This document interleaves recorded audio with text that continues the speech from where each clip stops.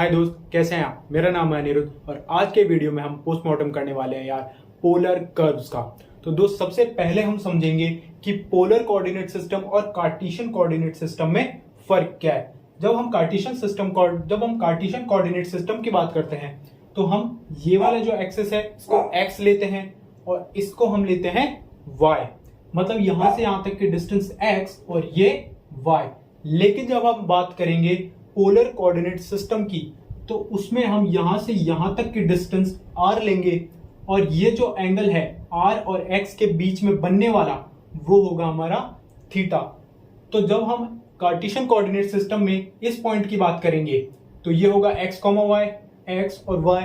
लेकिन polar coordinate system में ये हो जाएगा r और थीटा। r क्या है, यहां से यहां तक की डिस्टेंस, और जो थीटा है वो है r और x के बीच में बनने वाला एंगल। और दोस्त जो ये वाला पॉइंट है हमारा जिसको हम ओरिजिन बोलते थे कार्टेशियन कोऑर्डिनेट सिस्टम में, उसको हम यहां बोलेंगे पोल। तो दोस्त इसको हम अब एक क्वेश्चन की मदद से समझने की कोशिश करेंगे। तो सबसे पहले हमें फाइंड करनी है सिमेट्री।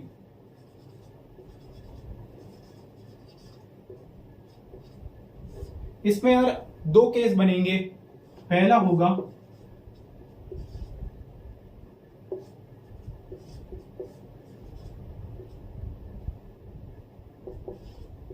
ये कि अगर मैं इस वाले इक्वेशन में थीटा की जगह माइनस थीटा लिख दूं, अगर मैं थीटा की जगह माइनस थीटा लिख दूं और इसमें कोई भी चेंज न आए, मतलब अगर मैं कॉस थीटा की जगह अगर कॉस ऑफ माइनस थीटा लिख दूं और चेंज ना आए, तो ये जो इक्वेशन है वो किस लाइन के सिमेट्रिक हो जाएगी, हमारी ये वाली लाइन।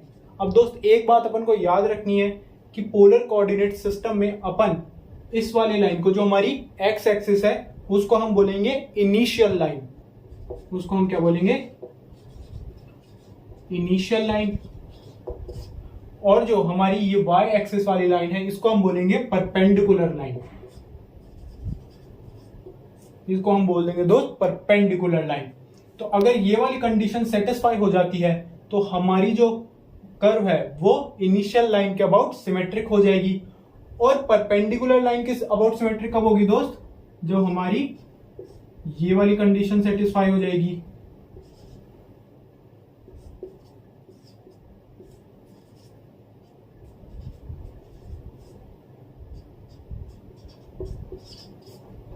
अगर मैं थीटा की जगह यहां पे पाई माइनस थीटा लिख दूं और कोई भी चेंज ना आए हमारी इक्वेशन में, थीटा की जगह आर माइनस थीटा लिख दूं, कोई भी चेंज ना आए हमारी इक्वेशन में, तो जो हमारी कर्व है, जो हमारी ये कर्व है वो किसके सिमेट्रिक हो जाएगी, पाई बाय 2 वाली लाइन के।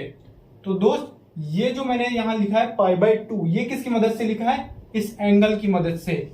जो यहां पे आपको एंगल दिया हुआ है उसकी हाफ वाली लाइन के सिमेट्रिक हो जाएगा। मान लो अगर यहाँ पे पाई बाय 2 होता तो हमारी लाइन जो है वो पाई बाय 4 वाली लाइन के अबाउट सिमेट्रिक होती। तो दोस्त ये तो है सिमेट्रिक का कंसेप्ट। तो दोस्त हमारा जो कर्व है वो पास हो रहा है इनिशियल लाइन से, इनिशियल लाइन से। क्योंकि अगर मैं यहां पे थीटा की जगह माइनस ऑफ थीटा लिख देता हूं तो इस इक्वेशन में कोई भी फर्क नहीं पड़ेगा। अब हम निकालेंगे पोल। मतलब हमको देखना है कि जो हमारा कर्व है वो यहां से इस वाले पॉइंट से पास हो रहा है कि नहीं हो रहा। अब ये यहां से कब पास होगा, जब r 0 हो जाएगा। r अगर 0 हो गया तो मेरा कर्व जो है वो यहां से पास कर जाएगा। तो मुझे क्या करना है, पुट r इक्वल टू 0 कहां पे, इस वाली इक्वेशन में। देखते हैं यार क्या आएगा, r equal to 1 plus a into 1 plus cos theta. तो ये हमने r जो है वो यहाँ पे 0 लिया, तो ये यहाँ पे जाएगा 0 हो जाएगा। कॉस थीटा जो है वो -1 आ गया क्या दोस्त, और जो है हमारा थीटा वो यहां से क्या आ जाएगा, पाई आ जाएगा क्या यार। तो मैं कह सकता हूं कि जो हमारा पोल है मतलब वो क्या आ गया हमारा, थीटा इक्वल्स टू पाई पे। अब हम बात करेंगे दोस्त टेंजेंट एट पोल की।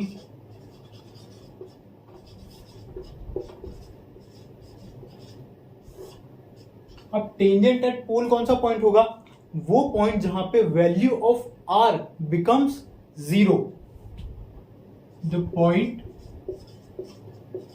Where value of R becomes 0। और ये कहां आ रही थी, थीटा इक्वल्स टू पाई पे आ रही थी क्या, क्योंकि उसके लिए हमने क्या किया था, आर इक्वल टू 0 पुट किया था और कॉस थीटा जो है वो -1 आया था, थीटा की वैल्यू हमारी पाई आ गई थी।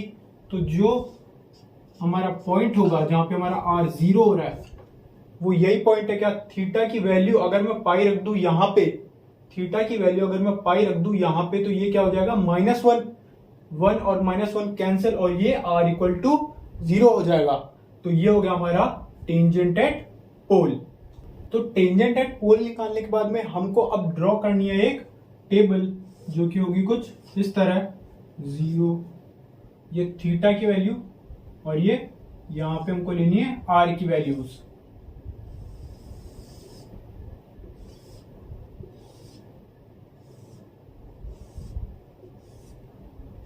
तो थीटा की वैल्यू यहां पे जब मैं 0 रखूंगा तो आर की वैल्यू क्या आ जाएगी, cos 0 क्या होगा हमारा 1 होगा क्या, तो ये यहां से 2a आ गया क्या दोस्त। जब मैं रखूंगा 30, cos 30 क्या हो जाएगा हमारा √3/2 हो जाएगा क्या, तो ये हो गया हमारा a 1 + √3/2। और जब मैं यहां पे 45 रखूंगा cos थीटा, यहां पे मैं 45 रखूंगा तो क्या आ जाएगा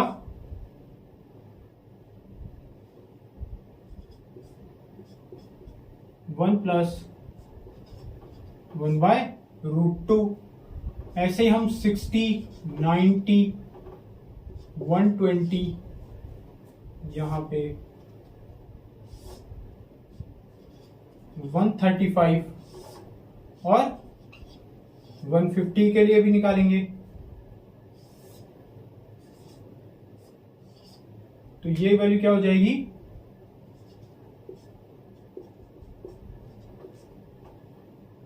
cos 90 जब मैं यहां रखूंगा थीटा की जगह, जब मैं 90 रखूंगा तो cos 90 क्या होगा हमारा 0, तो ये क्या आ जाएगा हमारा a। यहां पे अगर मैं 120 पे रखूंगा तो ये क्या आ जाएगा हमारा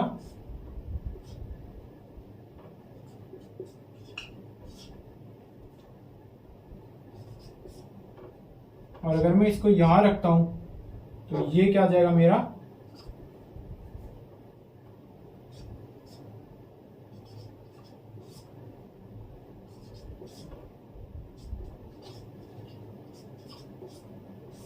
ऐसे ही हम 180 के लिए भी करेंगे और वो क्या आ जाएगा हमारा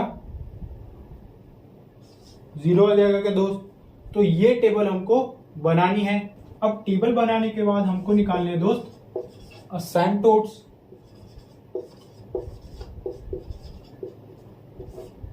अब असेंटोड्स की डेफिनेशन क्या थी दोस्त, कि कोई एक ऐसा कर्व जो किसी पॉइंट को इनफाइनाइट पे कट करे। लेकिन दोस्त अगर यहाँ पे आप थीटा की कोई भी वैल्यू देखोगे तो उसके लिए जो आर है वो कभी भी इनफाइनाइट नहीं आएगा, तो हमारे जो असेंट है वो एग्जिस्ट नहीं करेगा। असेंटोड डज नॉट एग्जिस्ट। इसके बाद हम बात करेंगे tangent at other point. Tangent at other point, इसका सीधा सा फॉर्मूला है दोस्त, वो क्या है tan phi equal to r upon dr/d theta. tan phi equal to r upon dr/d theta. r क्या है, ये क्या दोस्त dr/d थीटा, इसका डिफरेंशिएशन करना है यार, तो हम करते हैं 1 + cos थीटा, इसका डिफरेंशिएशन क्या हो जाएगा -a sin थीटा हो जाएगा क्या दोस्त। अब हमको क्या करना है दोस्त, जो ये वाली इक्वेशन है ये, इसमें पुट थीटा इक्वल टू 0। यहां पे थीटा अगर 0 पुट करूंगा तो ये क्या आएगा 0 और ऊपर में बनेगा 2a, तो 2a/0 क्या हो गया दोस्त इनफाइनाइट हो गया। तो ये हो गया tan phi equal to infinite, और फाई की वैल्यू यहां से क्या आ जाएगी, π/2 आ जाएगी क्या दोस्त। अब देखना वापस इस वाली इक्वेशन में पुट थीटा इक्वल टू पाई। अब पाई जब मैं यहां पे पुट करूंगा तो tan फाई क्या आएगा, अगर मैं यहां पे पाई पुट करता हूं तो ये बन जाएगा मेरा 0, और यहां पे मेरा क्या आएगा, यहां पे भी 0, तो पूरा 0, और फाई की वैल्यू क्या आएगी, फाई की वैल्यू मेरी आ जाएगी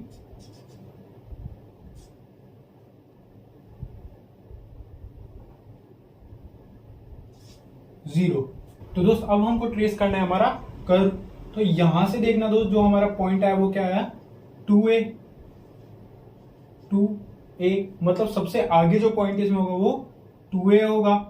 और यहां से देखना जो थीटा इक्वल टू 0 पे जो फाई आया वो क्या है, π/2, मतलब थीटा इक्वल 0 पे जो एंगल बनेगा इसके साथ वो कितना बनेगा, परपेंडिकुलर 90 डिग्री।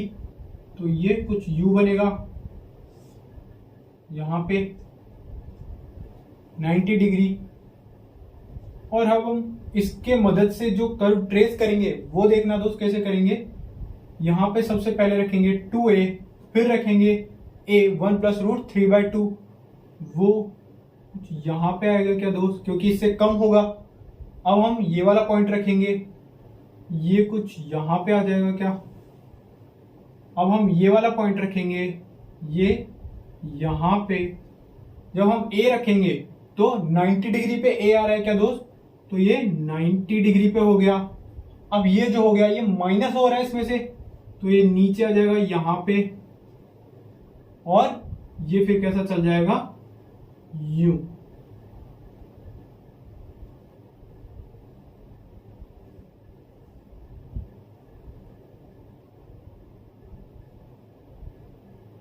और पोल से हमारा पास हो रहा है कर्व,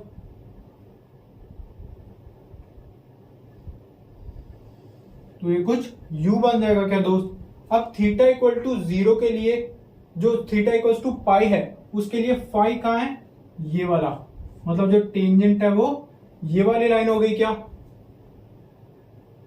तो दोस्त अगर हम इसके आगे वाले पॉइंट्स पे रखते जाएंगे तो 180 डिग्री पे ये देखना दोस्त 0 आ रहा है क्या यहाँ पे, तो मतलब इसको टच कर गया और फिर वापस से ये ऐसे ही इससे आके मिल जाएगा। तो दोस्त अब हम फाइंड करेंगे हमारे रीजन ऑफ एग्जिस्टेंस।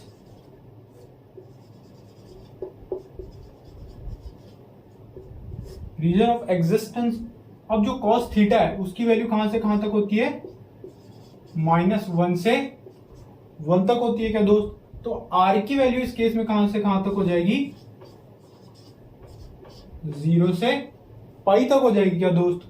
तो दोस्त इसी तरह हम जो हमारे पोलर कर्व्स हैं उनको सॉल्व कर सकते हैं दोस्त। तो आज की ज्ञान बांटने की क्रिया यही समाप्त करते हैं दोस्त। मिलता हूं आपसे अगले वीडियो में।